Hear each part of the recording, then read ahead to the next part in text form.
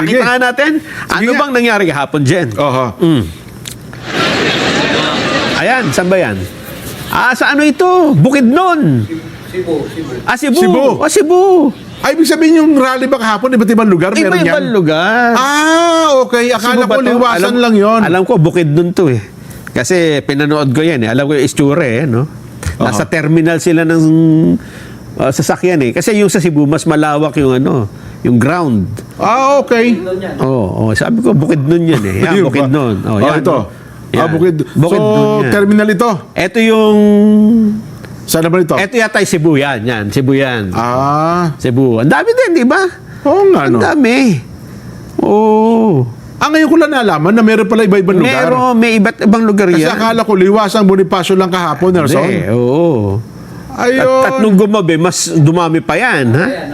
Ito, Ito naman. Naga City naman. Bicol, dako. Bicol. So sabay-sabay palang Yes. pagkilos, ano? Oo. Ano pa? Saan pa lugar? Ayan ito. sa Liwasan Bonifacio. Ito ba yung sinasabing 4,500 lang? Oo. Paano ba ito? Mag-estimate lang siguro yon. At saka madami pa dyan yung mga andun sa ano, ang layo ng inabot eh. Pati nasa mga Ganon. nasa Hindi, mga ako sa tingin ko, puno nung ibinilang na 4,500, huminto na sila sa pagbibilang. Hindi na. Maaari naman siguro 4,500 talaga yung bilang. Maaga pa yun eh, nung binilang na ganyan, yan pala ang bilang nila, 4-5 na yan eh. Ganon? Oo. Ayun, ang ganda ng drone shot. Drone yan. Tapos dumami pa ng dumami yan nung paggabi na. Hanggang anong oras ba natapos ito?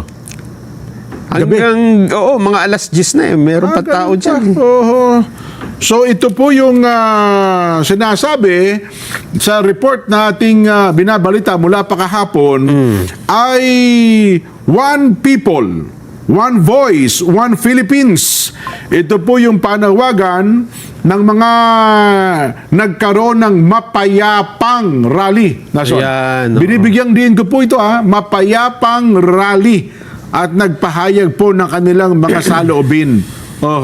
Ito po yung mga ano yung pangalan ng grupo nila? UPI ba yun? United People's Initiative. Initiative. United People's Initiative. Yan.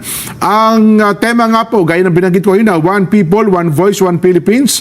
At ang kanila panawagan ay para po sa pagkakaisa at pagtugon sa mga pambansang issue. Kasunod po ito ng sinagawang rally noon po July 13 kung saan unang nagtipon ng mga taga-suporta ng UPI. At ipinasara naman ng ilang daanan bilang seguridad sa nasabi pong pagtitipon.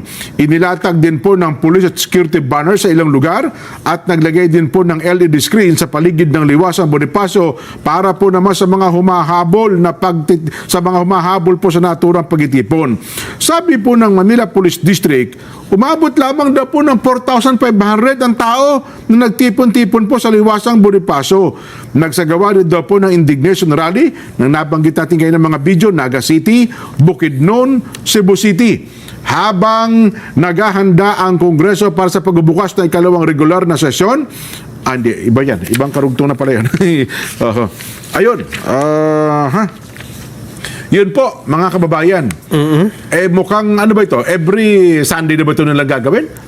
Para, wala pang schedule na kasunod? Natin alam eh. Nasa kanila yan kung kailan nila gagawin. Ang mga personality ata dyan, nakita ko sina retired General Pokis. Ano